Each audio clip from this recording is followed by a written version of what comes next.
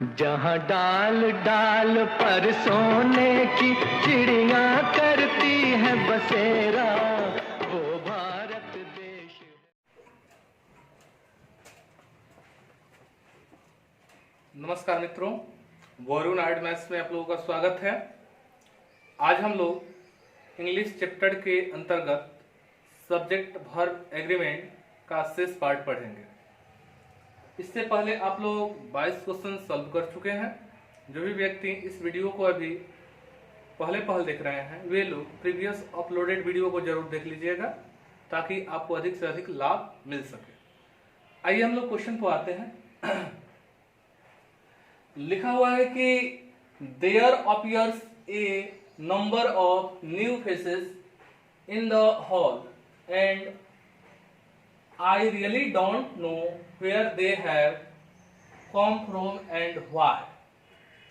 अब ध्यान दीजिए, देयर से सेंटेंस की शुरुआत हो रही है, तो देयर से शुरुआत हो रही है तो देयर किस रूप में है, तो इंट्रोडक्टरी देयर के रूप में है, यानी उसका मतलब कुछ भी नहीं होता है। इसका मतलब ये हुआ कि वर्ब का प्रयोग जो होगा देयर के अनुसार नहीं होगा, तो इसका नाउन वाला पार्ट किस साइड होगा, सब्जेक्ट किधर होगा जी, तो वर्ब के बाद होगा। तो वर्ब के बाद क्या है जी, ए नंबर ऑफ न्यू फेसेस। क्या है, ए नंबर ऑफ न्यू फेसेस, यानी a number of new faces जो है इसी के अनुरूप यहाँ वर्ब का प्रयोग होगा। अब आइए, अब हम विचार करते हैं कि वर्ब का प्रयोग कैसे किया जाए। तो ए नंबर ऑफ और द नंबर ऑफ संबंधी रूल आप जानिए। देखिएगा, a number of plus noun plural plus verb plural, यानी ए नंबर ऑफ के बाद क्या होता है, नाउन भी प्लूरल और वर्ब भी प्लूरल होना चाहिए। आइए देखते हैं। तो ए नंबर ऑफ के बाद नाउन न्यू फेसेस प्लूरल है, वर्ब कैसा होना चाहिए, प्लूरल होना चाहिए। तो वर्ब कहाँ है, यहाँ है, क्योंकि इंट्रोडक्टरी देयर न है तो वर्ब पहले होगा। तो अपीयर्स, तो अपीयर्स कोई भी वर्ब जो होता है मूल रूप में वो प्लूरल होता है और उसमें एस और एस लगाकर उसको सिंगुलर बनाया जाता है। तो हमारा नाउन क्या है, सब्जेक्ट क्या है, तो प्लूरल है, तो वर्ब कैसा होना चाहिए, प्लूरल। इट मीन्स कि एरर हमारा ए में है, तो इसको करेक्ट करने के लिए क्या करेंगे, तो अपीयर्स को कर देंगे, माने यहाँ से एस डिलीट कर देंगे तो हमारा ये सेंटेंस सही हो जाएगा। ठीक है, चलिए अगले क्वेश्चन पर 24 नंबर पर आइए। लिखा हुआ है कि the man who can't believe his senses and the man who can't believe anything else. हो गया। अब तब वर्ब का प्रयोग किया गया है।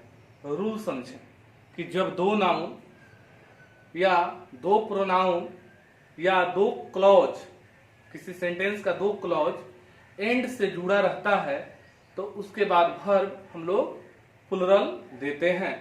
तो हमारा ये सेंटेंस का क्या है जी, the man who can't believe his senses, एक क्लॉज हो गया सेंटेंस का। The man who can't believe anything is, ये सेकंड क्लॉज हो गया, और एंड से दोनों जुड़ा है तो वर्ब कैसा देना चाहिए, प्लूरल देना चाहिए। वर्ब प्लूरल है तो बिल्कुल है, इसका मतलब इसमें नो एरर है। चलिए ठीक है, यहां देख लीजिए कि अच्छा एक चीज और आप लोगों को बता दें कि जब मैं प्रथम क्वेश्चन को सॉल्व कर रहा था तो वहां दो चीजों का जिक्र किया था, क्या, ए नंबर ऑफ और द नंबर ऑफ। तो वो भी रूल यहाँ जान लीजिए आप लोग।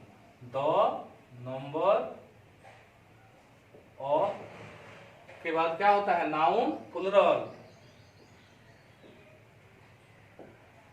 Verb singular, verb singular. यहाँ से बहुत क्वेश्चन पूछे जाते हैं, इसलिए दोनों को याद रखिएगा। ठीक है, और क्या है कि वहां बताने के क्रम में ये छूट गया था।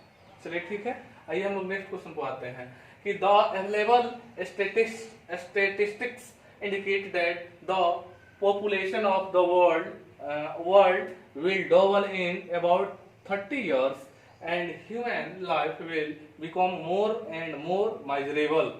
The available statistics.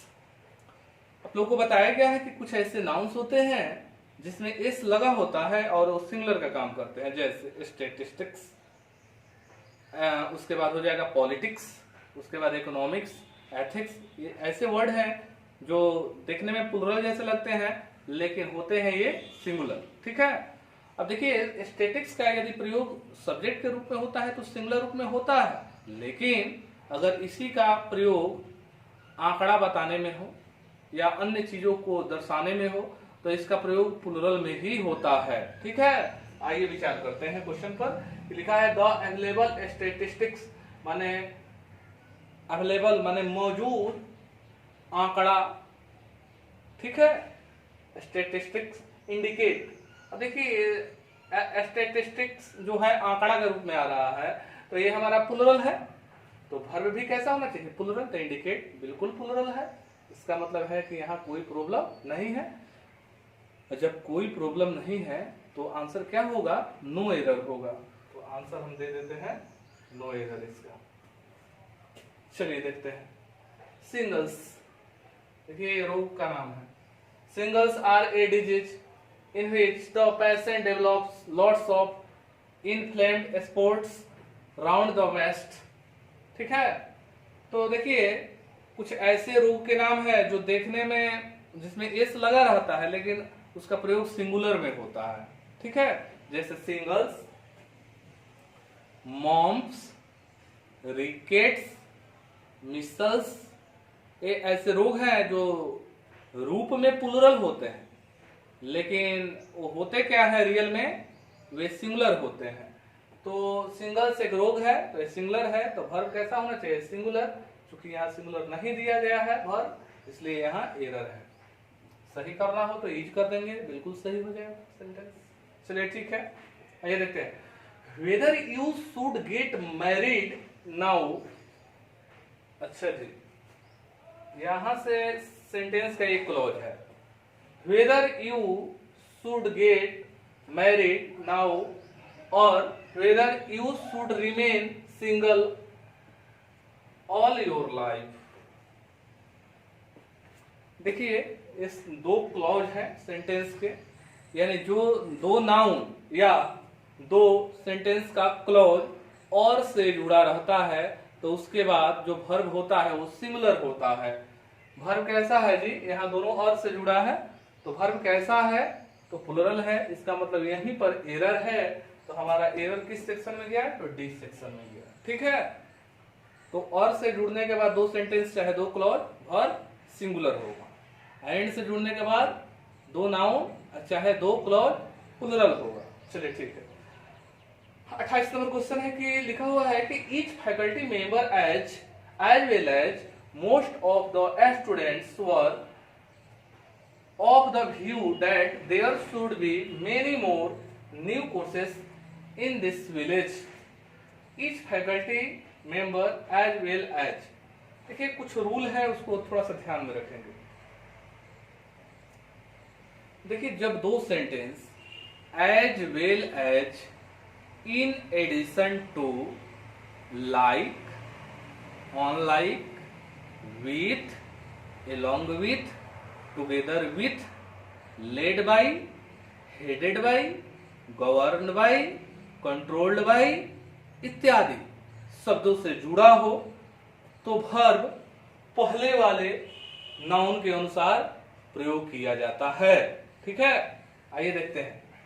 Each faculty member as well as most of the students. अब देखिए यहां हो गया मोस्ट ऑफ द स्टूडेंट्स, ठीक है, यहां हो गया ईच फैकल्टी मेंबर हो गया। ठीक है, तो एज वेल एज से दो को सेंटेंस जुड़ा है ना जी, इसका मतलब क्या है कि किसके अनुसार वर्ब देना होगा? तो फर्स्ट वाले के अनुसार। तो ईच फैकल्टी मेंबर, तो ईच से सेंटेंस की शुरुआत है, इसका मतलब वर्ब कैसा जाएगा? तो सिंगुलर जाएगा।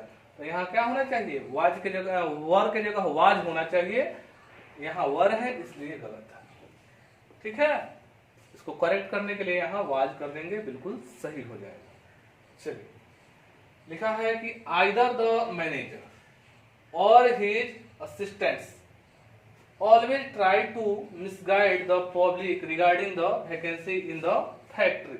अब देखिए यहाँ क्वेश्चन क्या दिया हुआ है कि either the manager or his assistants always try to misguide the public regarding the vacancy in the factory। देखिए जब दो sentence not only but also either और neither nor से जुड़ा होता है तो वह अपने नजदीक वाले के अनुसार वर्ब लेता है। ठीक है, तो देखिए जैसे मान लेते हैं यहाँ लिखा हुआ है क्या, either और वाला मामला है, तो यहाँ लिखते हैं either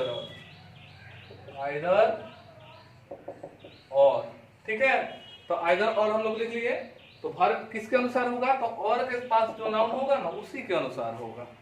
चलिए, either the manager और his assistants, यानी his assistants के अनुसार वर्ब आगे आएगा।